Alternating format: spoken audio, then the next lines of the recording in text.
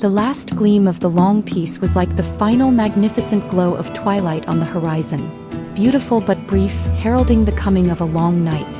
In the deep infernal pits of Angband, Morgoth had secretly amassed a force sufficient to devour all of Beleriand. He was no longer content with minor incursions. A meticulously planned offensive, designed to tear asunder the elven lines of defense, was quietly brewing. In the year 402 of the First Age, without warning, a great army of orcs suddenly poured forth from Angband like a black flood bursting from a broken dam, violently assaulting the pass of Aglon, which was held by the sons of Fëanor, Celegorm and Curufin. This pass was the key route into East Beleriand, a strategic and defensible position. The orcs charged upwards, through a rain of arrows and over the bodies of their own kin.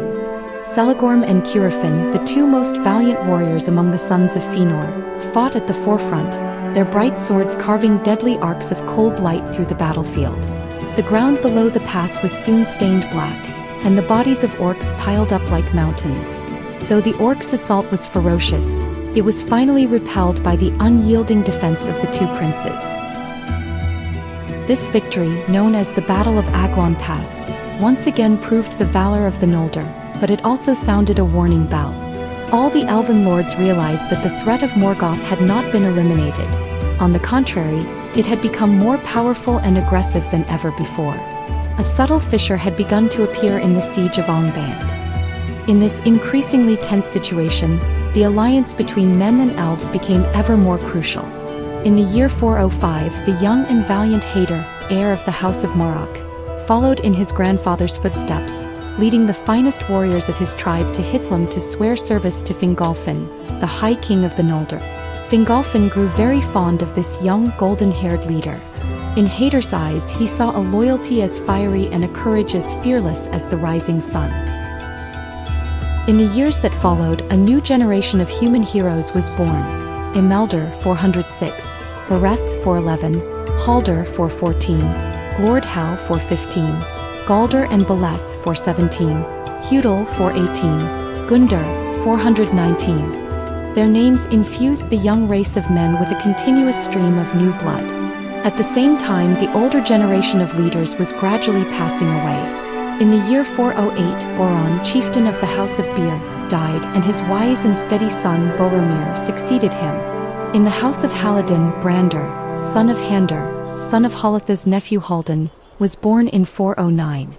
He was lame from birth and gentle of spirit, a contrast to his warlike kin, but this gave him a unique and compassionate wisdom. It was also in the year 409, in the peaceful halls of Nargothrond, that King Finrod and the now-aged human sage Andrith engaged in a profound and sorrowful conversation. Their talk was later recorded by the lore masters of the elves and named the Athrabeth Finrod a Andrith, the debate of Finrod and Andrith. They debated the fundamental differences in the fates of elves and men, the nature of death, and that which lies beyond it, hope, Estel. Finrod, from the immortal perspective of the elves, sought to understand the sorrow and longing in the brief lives of men, while Andrith, with mortal wisdom and lived experience, revealed to the elf king the deep yearning in the human soul for a second chance, and a faith in an ultimate salvation from Iluvatar himself, one that transcended the world. This debate was filled with philosophical and theological speculation, and also with the most sincere understanding and sympathy between two different races. Andrith's words also revealed the deep sorrow of her hopeless love for Aegnor, Finrod's brother. To honor the loyalty and deeds of men, and to bind them more closely to their cause, the elven lords began to formally grant them great tracts of land. In the year 410, King Finrod officially granted the region of Lodros in the northeast of the highlands of Dorthonion to the House of Bir. Boromir became the first lord of Lodros, and his people dwelt and multiplied in that land, becoming the staunchest northern shield of Nargothrond. 6 years later, in 416, High King Fingolfin also officially granted the region of Dorlomin in the southeast of Hithlum to the House of Hader. Hader, the young leader whom Fingolfin loved as a son, became the first lord of Dorlomin. From Fingolfin's hands he received the heirloom of his house, the dragon helm forged by Telchar the dwarfsmith of Nogrod. The people of the House of Hader thereafter became the loyal guards of the Kingdom of Hithlum, and their valor in battle brought a fire-like warmth to that cold land. Thus, in the last 2 decades of the Long Peace, the 3 houses of the Edain, the House of Beer, the House of Hader, and the people of Holoth, all found their final homes in Beleriand.